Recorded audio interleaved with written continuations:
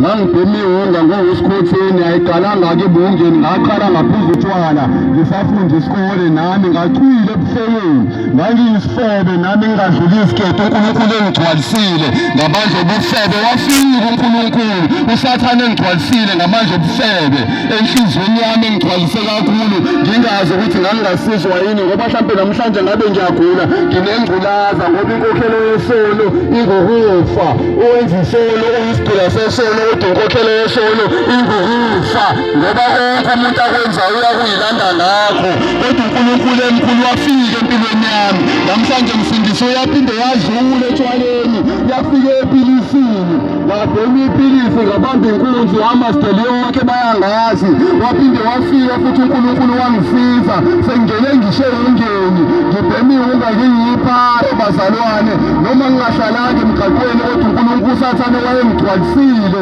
ngamandla nangobuqili bakhe ngidla izidakamizwa ngendlela ecakayo ngisho